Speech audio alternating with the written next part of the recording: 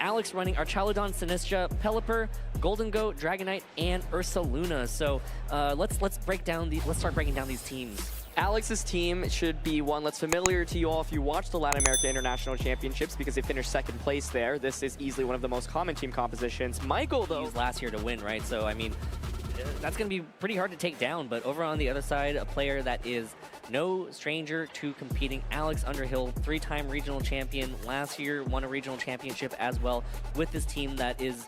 sort of curious if Alex decides to utilize Golden Goal in this matchup, but overall there's just so many heavy damage dealers, and it's really cool that we have a matchup here where both trainers support being able to kind of like heal up your teammates and stuff like that. That's always a really cool facet of Sinistra. I mean, it looks like the Golden Goal is going to be led by Alex here, as it's going to be Kommo-O and Volcarona.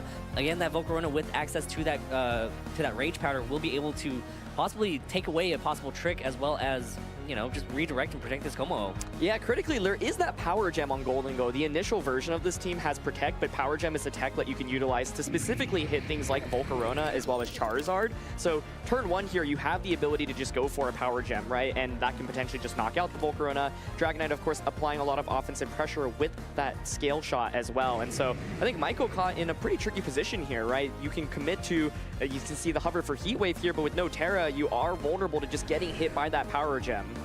Yeah, so tough spot for Michael here. Alex looks like Alex has led extremely well. Kommo-O instead has to switch out, doesn't want to stay in and possibly take a lot of damage, because again, if that Golden Go goes for that Power Gem, Dragonite can just Scale Shot into that Kommo-O. Tyranitar takes it, and here's the Golden Go using Trick. It is going to be tricking the Choice Scarf onto the Tyranitar, so now this Golden Go gets an Assault Vest while Tyranitar is now locked with that Choice Scarf. Here's a Heat Wave, super effective damage on that Golden Go, not very effective damage on that Dragonite, as here's a Scale Shot from that Dragonite, hits into that Tyranitar here, gets 2 hits. How many hits is it gonna get with that loaded dice? 3 hits for sure, 4 hits for sure. Is it gonna get a 5th? Let's see. Okay. No, just 4.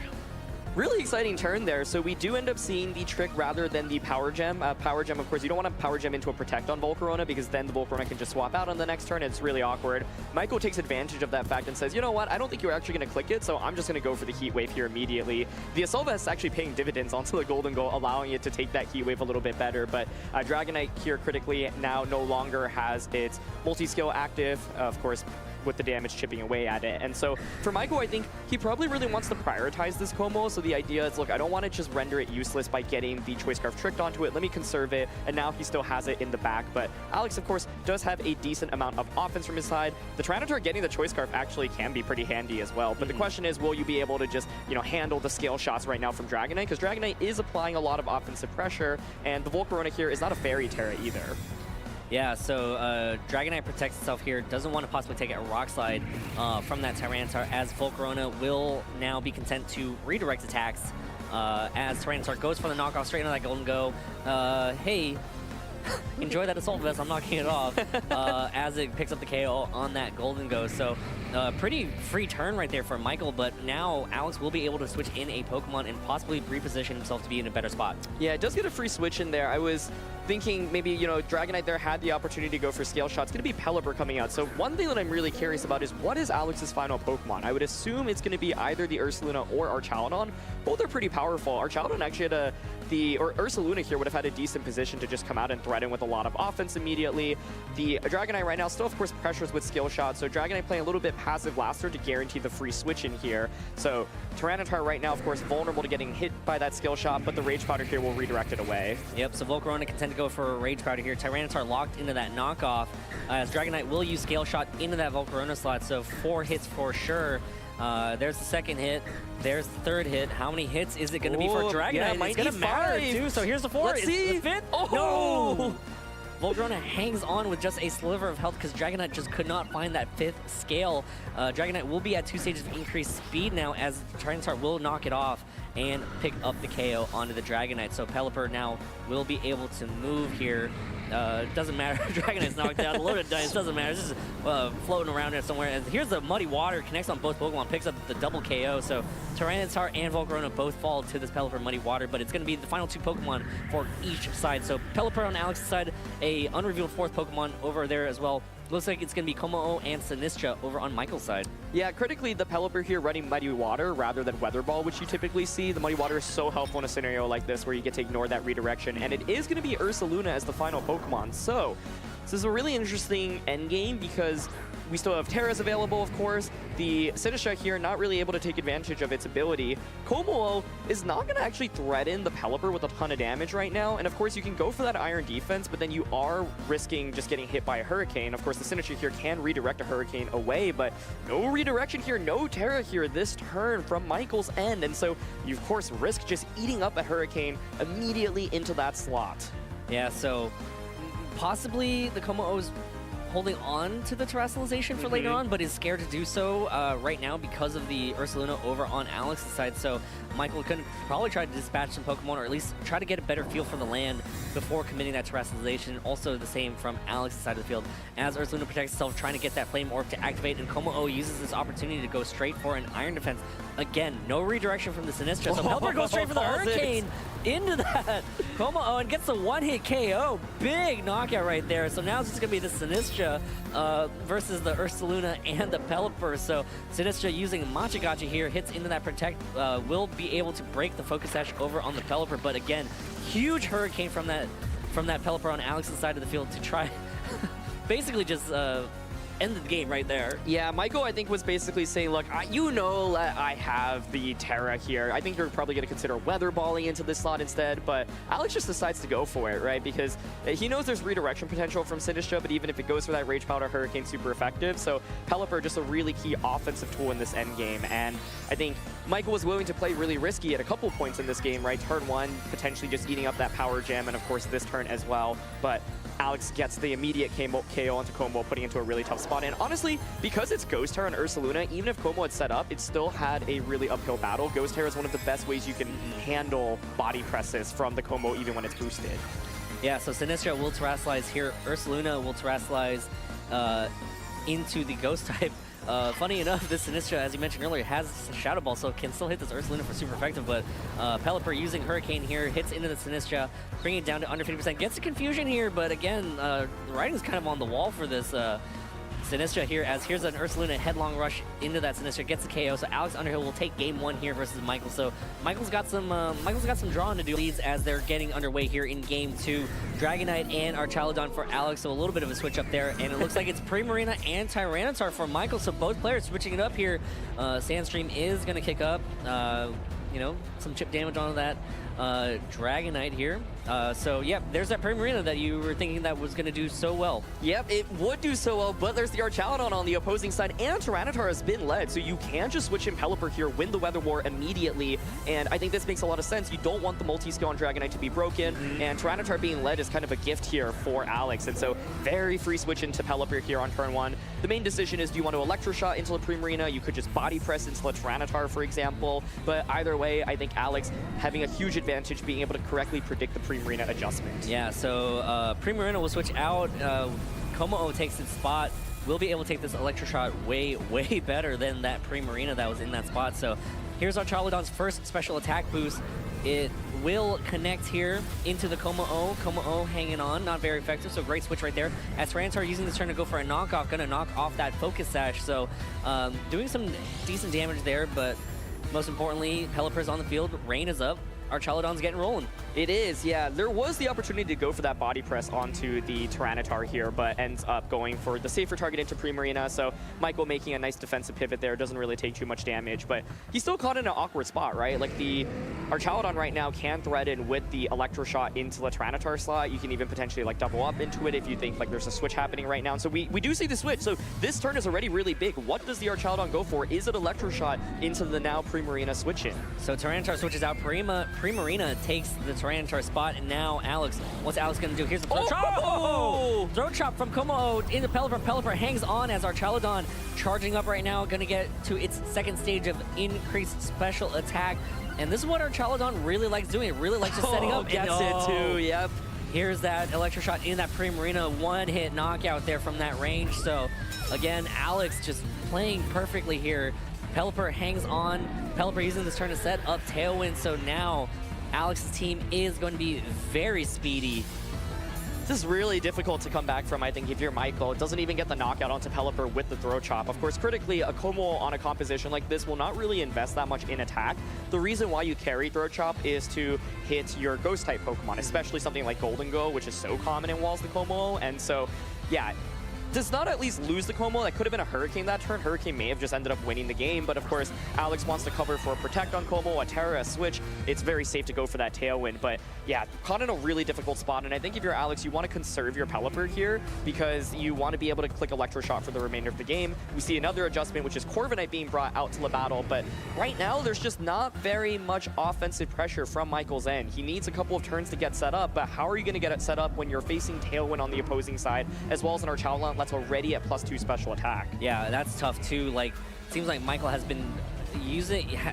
Michael's basically had to switch out his Pokemon. It's been a revolving door of Pokemon for Michael's side of the field the entire time, right? Each turn a switch, but each turn also getting punished. Now this Corviknight takes the field. Is that Kommo-O just going to immediately switch into that Tyranitar? It does switch right into that Tyranitar to try to trap the Archaludon into an Electro Shot this turn. So Tyranitar does switch in here, reset the weather into Sand, which could lock this Archaludon one turn down, but Archaludon instead changing up, going for a Flash Cannon in that Tyranitar slot instead. Big damage, over 50%, and here's a Muddy Water from that Pelipper, connects with both Pokemon. Tyranitar takes a lot of damage, and there's an accuracy drop as well, so Mirror Armor. Pelipper now will have its accuracy drop, so Corviknight will match the Tailwind, so a staggered Tailwind setup as Michael will, I guess, in a way, win this Tailwind advantage. Yeah, so you at least knock out the Pelipper here, right? So there's no more potential for those free Electro Shots, which is actually kind of a big deal because being able to Electro Shot Corviknight, I think, is really huge. Exactly, yeah. So Pelipper maybe had the opportunity to switch out there, but you know, Alex still gets a lot of free damage off this. Tyranitar cannot protect itself. Neither Pokemon here actually with the ability to protect, so you are vulnerable. However, this Dragonite on the opposing side only has Skill Shot for offense, right? So right now, the Corviknight actually not in a terrible spot defensively. So the question is, Michael here should expect to lose either the Tyranitar or the Kommo if he switches in. You see he's contemplating that switch in, and so the question is, yeah, how do you actually start dealing damage right now? It's like, yes, you got a knockout last turn. Yes, you have something that's really bulky in the Corviknight. You can go for that Steel Terra later on with Kommo as well. But at what point do you actually start clicking your damaging moves? Because right now, there's still not very much offensive pressure. Yeah, and even then, like, if you try to set up too much with your Pokemon, Dragonite does have access to Haze too to just wash away all of those boosts. So Kommo-O will replace the Corviknight here as Dragonite will use Scale Shot into the Archaludon. Get some boost, Archaludon. I really like this. The idea is, look, I just need a couple of boosts. With this boost, you just do no damage at this point because you brought all physical attackers into this game. And with this, I get to wall your Corviknight, and I can even just increase the damage output of my Body Press. I don't really have to worry about Tyranitar from the opposing side. So the only risk of this really is a Scale Shot miss, and I think it's a clever way to probably secure a game that already was in a huge advantage for Alex. Yeah, so 5 stages of increased defense for the Archaludon. Archaludon, again, contended just click Flash Cannon here, gets the KO onto the Tyranitar, as, you know, that is, wow. This is a tough battle right now for Michael. You got a fully boosted, well, nearly fully boosted defense Archaludon on the other side of the field versus your Kommo-O, who needs to set up some body presses to do damage, as well as a Corviknight that needs to set up some some Iron defenses to do some damage. Sorry, Iron defense on Kommo-O, but yeah, it's pretty tough right now. Your best bet is, I think, like a critical hit with that Kommo-O body press into the Archaludon. Even then, I don't think it's doing enough. And so I think Archaludon just so phenomenally played in this game. And you know, Alex didn't even bring it in Game 1, but adjust to it in Game 2. And I was saying Primarina is the adjustment to be what Alex brought in Game 1. Archaludon is the adjustment to breed Primarina. And so Alex kind of one step ahead. Primarina not able to accomplish anything in this game. So really immaculate Pokemon selection by Alex in both of these games. And really great predictions as well, right? Nailing the Primarina as it switched in, not getting tempted to go for that body press. And Dragonite now just going for Steel Terra for some insurance. But I really don't see an out for Michael at this point. Yeah, so now Alex just trying to shore up the ways of victory here. Kommo-O protects itself here. Just trying to see what Michael has to kind of get this win here.